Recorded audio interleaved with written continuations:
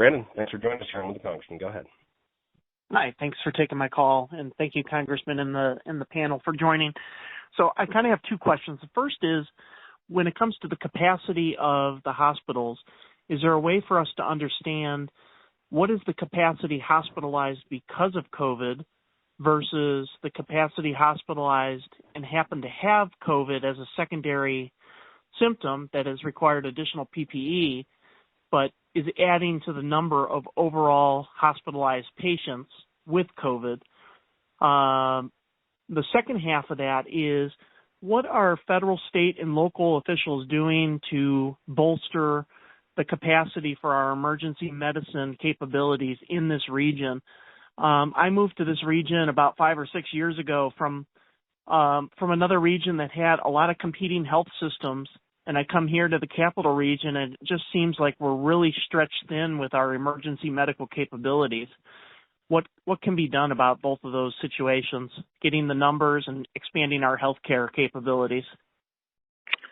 That's a big question, a complicated question. And I was just in Brunswick last week with Mayor Brown looking at the water situation and trying to get some ideas to help him on that and infrastructure. Let's send this question over to Bob.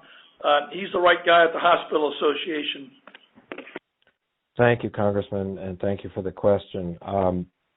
I may need you to restate parts of it, but in terms of this issue of people sort of being at the hospital either for COVID or with COVID, I've been just today talking to leaders of some of our most esteemed medical institutions in the state, not just those in the region, in the Congressman's district, and the way they look at it is it doesn't really make a difference. The care that people need is basically the same intensity, requires the same resources, and we haven't really been able to differentiate within the acute care hospitals in the Congressman's district.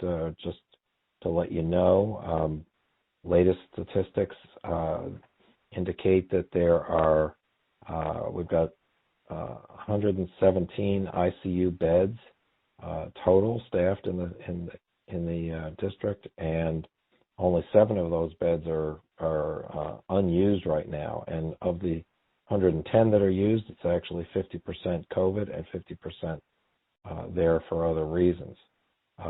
The acute care beds are slightly more plentiful, about 10%, but and those patients are about 40% COVID and 60% non-COVID. So there's not a lot of difference in the way that they're treated.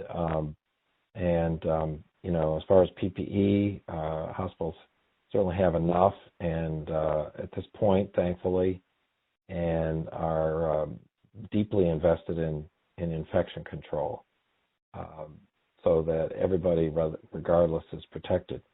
I think your second question was about emergency services capability.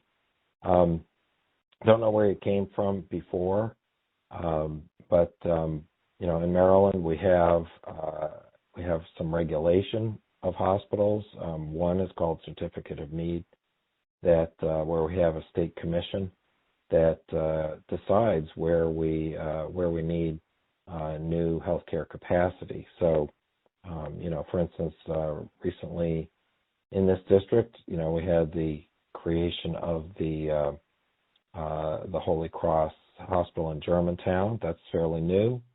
And we had the opening of the Adventist freestanding emergency care center. So actually, emergency care capacity in this district has actually grown, which of course makes sense because our population is growing pretty significantly. There's always a bit of a pull and tug here because of, nobody wants to spend more than necessary on health care, and so it's in everybody's interest not for us to overbuild.